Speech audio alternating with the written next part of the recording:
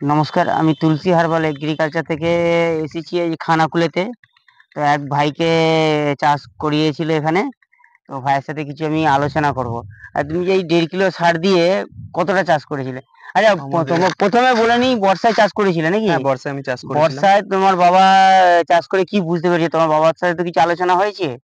বাবা হুম, বুঝতে পেরেছে যে তোমার বর্ষাতে এইখানে তো সামনে খাল আছে, এই হুম, যে সামনে খাল আছে, এখানে বন্যায় পুরো ভর্তি হয়ে গেছিল। হুম, এবারে এই জমির উপর দিয়ে প্রচুর স্রোত বয়ে গেছিল। হুম। প্রচুর স্রোত বয়ে যাওয়ার ফলে ৪-৫ দিন মতো ৫-৭ দিন মতো জলে ডুবেছিল? ডুবেছিল। হুম, পাশাপাশি সবার ধান উল্টে পড়ে গেছে বা পচেছে। এটা যেই কে সেই দাঁড়িয়েই রয়ে গেছে। এটা আচ্ছা, একটু ভালো জিনিস বুঝতে পেরেছিল বাবা। তারপরে বলল যে বোরোতেও তাহলে যখন চাষ হবে তখন আমি এরম ভাবেই চাষ করব। এই আচ্ছা। প্রসেসে। তা ১.৫ কিলো সার তখন ২ বিঘে চাষ হয়েছিল, হ্যাঁ, এখন বোরোতে ১ বিঘে করে চাষ ১ বিঘে হয়েছে। করে হয়েছে।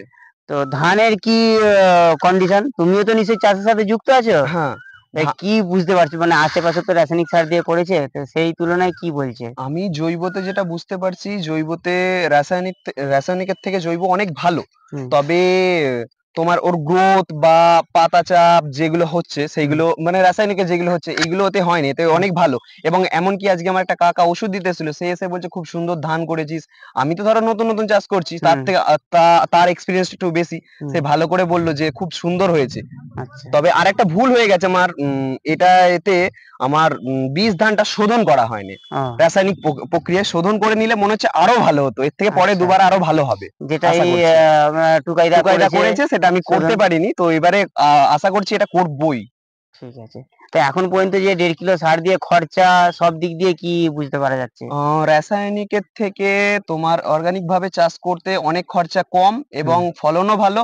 তো এটাই সবথেকে বেস্ট মনে হচ্ছে। আর বোয়ার ব্যাপারটাও আছে বর নাকি? ব্যাপারটা বলতে তোমার হচ্ছে ইউরিয়া ধরো বহুত লাগে মাথায় করে, এই তো মাঠের মধ্যিখানে জমি সেই এ থেকে মাথায় করে নিয়ে আসা। ২-৩ হ্যাঁ, কিলোমিটার আসতে হ্যাঁ, হয়। অত আসতে হবে।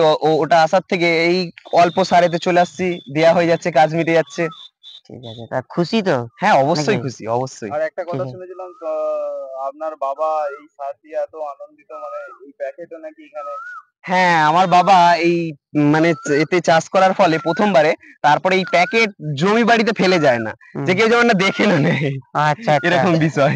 নিয়ে চলে যেত। হ্যাঁ, মানে খুশি নাকি? অবশ্যই, একদম অবশ্যই। খুব ধান খুবই যা খুশি, খুবই ধানের ভালো যা হয়েছে।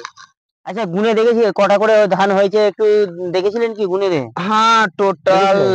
ওই ২০০ বা ১৯০ এভারেজ ১৯০ এর গায়ে। ১৯০, ২০০, হুম। ঠিক আছে। রাসায়নিকের সারে অত নাই নাকি? না, রাসায়নিক অত নেই, ওই তো পাশেই ১৭০, রয়েছে। কত ১৭০, কত ১৫০। হুম, কত বিঘে চাষ ঠিক আছে। করেছেন? কত? টোটাল আমরা চাষ করেছি ৫ বিঘে। ৫ বিঘে বড় চাষটা। হ্যাঁ। কোন রাসায়নিক সার দেয়া হয় নাই? না।